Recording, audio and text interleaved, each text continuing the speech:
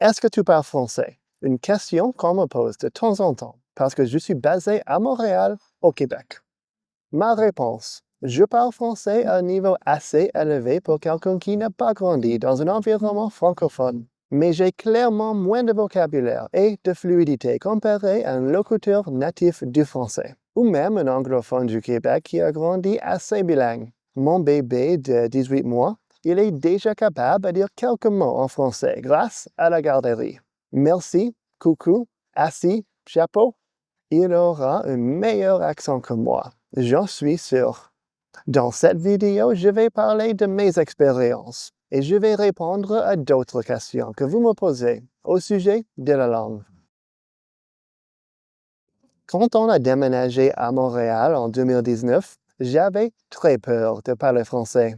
Même si améliorer notre français, c'était une grande raison pour laquelle on voulait nous installer ici. Je me souviens que j'étais dans une épicerie. Je me suis dirigé vers la caisse. OK, je paie par debit. Debit? Wait, do you pronounce the T?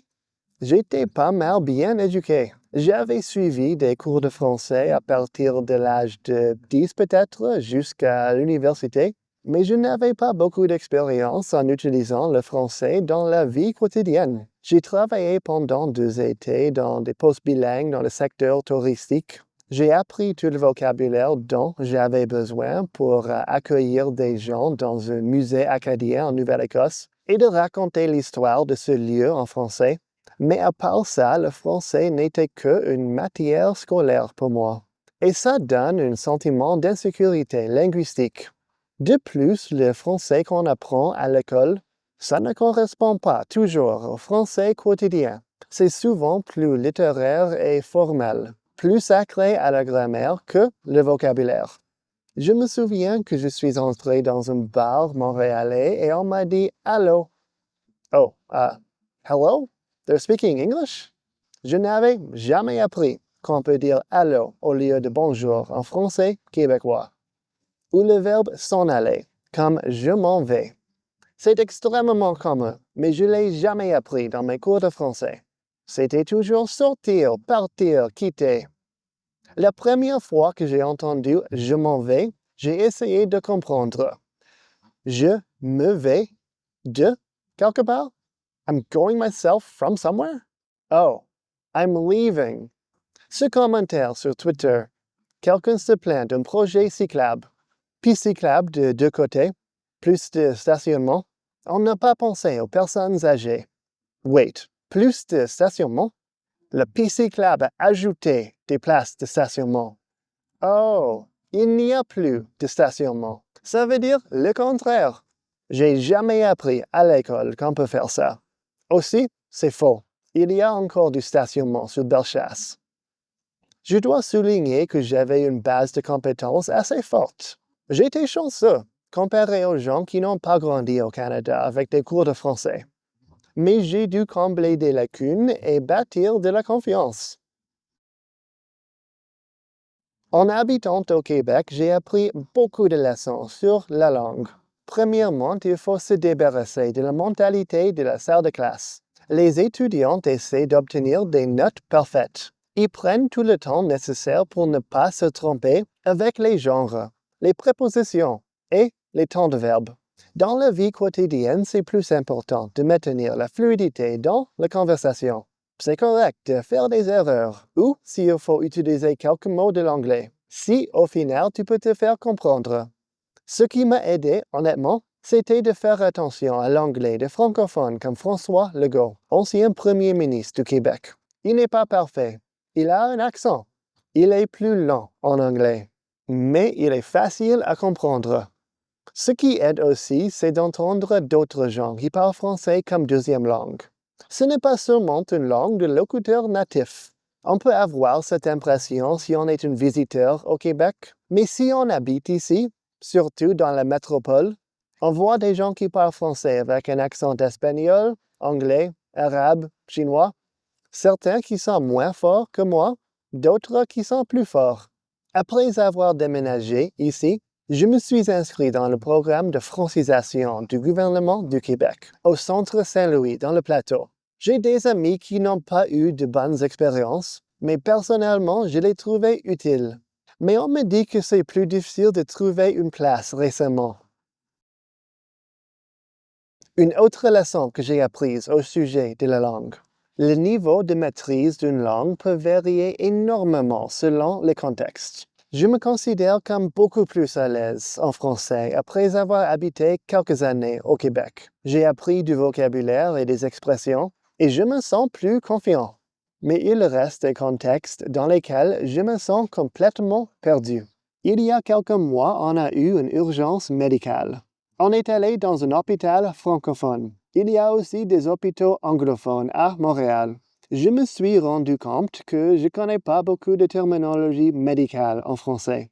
Surtout pour un problème qu'on n'a jamais eu avant. Surtout pour un problème. Surtout pour un problème qu'on n'a jamais eu avant. Heureusement, tout le monde était prêt à s'exprimer en anglais autant que possible, selon leurs habiletés. Il fallait juste leur demander. Et au cours de notre séjour à l'hôpital, on a commencé à utiliser de plus en plus de français. Pas avec les médecins ou les spécialistes, mais avec les infirmières, l'administration et les techniciens d'imagerie médicale. Souvent, on pense que parler une langue, c'est binaire. Est-ce que tu parles cette langue? Oui ou non? Est-ce que tu es bilingue? Oui ou non? Selon mon expérience, apprendre une langue, c'est vraiment d'apprendre de plus en plus de contextes. Et on n'a jamais fini. C'est la raison pour laquelle je voulais faire une vidéo pour répondre à la question « Est-ce que tu parles français ?» Je ne l'ai pas mentionné, mais j'ai fait mes études universitaires en linguistique. Ça aide un peu avec l'apprentissage d'une langue, mais ce n'est pas un game changer. Ce n'est pas une superpuissance. Je comprends mieux les concepts grammaticaux et comment faire des sons, mais j'ai encore un accent assez fort. Et ça n'aide pas vraiment à mémoriser du vocabulaire ou à comprendre des accents des régions que je ne connais pas. Même après plus que 5 ans ici, je suis loin d'être parfait dans la langue. Mais je suis beaucoup plus à l'aise comparé au début. Vraiment, j'avais très peur. Apprendre une langue, c'est pas facile. S'installer dans un endroit où on parle une autre langue, ce n'est pas une décision à prendre à la légère. Mais c'est aussi gratifiant, enrichissant. Je suis heureux d'avoir l'occasion d'utiliser cette langue que j'ai tant étudiée à l'école. J'apprécie que Montréal et le Québec sont situés dans un contexte linguistique et culturel différent. Dans un contexte linguistique et culturel avec des différents liens et influences.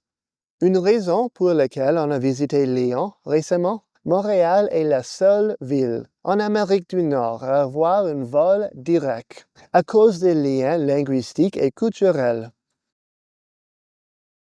Deux autres questions que vous me posez parfois. Pourquoi tu fais tes vidéos en anglais quand tu habites à Montréal? C'est ma langue maternelle, c'est plus facile. Mais aussi, le but de la chaîne, ce n'est pas principalement pour expliquer Montréal aux Québécois. C'est de présenter Montréal comme un modèle pour d'autres villes, en matière de vélo, etc. J'apprécie mon audience ici. Je suis toujours ravi d'entendre que mes vidéos ont inspiré des gens à s'impliquer dans le quartier ici pour soutenir une piste cyclable ou un projet de logement. Mais les gens d'ici sont moins que 5% de mon audience. C'est probablement un peu différent pour des chaînes comme Capitaine Montréal ou pour mon ami Propos Montréal. Pourquoi est-ce que tu prononces souvent les lieux francophones de manière anglaise? Ben, c'est quand je parle anglais. J'étais à l'aéroport de Montréal pour mon vol vers Lyon il y a 2 mois. J'ai entendu plusieurs fois « Dernier appel pour le vol Air Canada » vers Londres Heathrow. Vers Londres Heathrow. Excuse me, it's London Heathrow? Bien sûr que les noms sont adaptés quand on les utilise dans une autre langue. En français, on dit Toronto. On ne dit pas Toronto. L'année passée, j'ai visité Toronto. Ça marche pas. Souvent, on mélange les deux. In English, I'll say Henri Bourassa Boulevard, which is different from the French. Boulevard Henri Bourassa. but it's also not quite a full anglicization. I won't say Henry Bourassa. Je mélange les deux pour être facile à prononcer, facile à comprendre, mais aussi naturel. Même chose qu'on fait en français pour la plupart. Toronto, Toronto. Toronto, Toronto.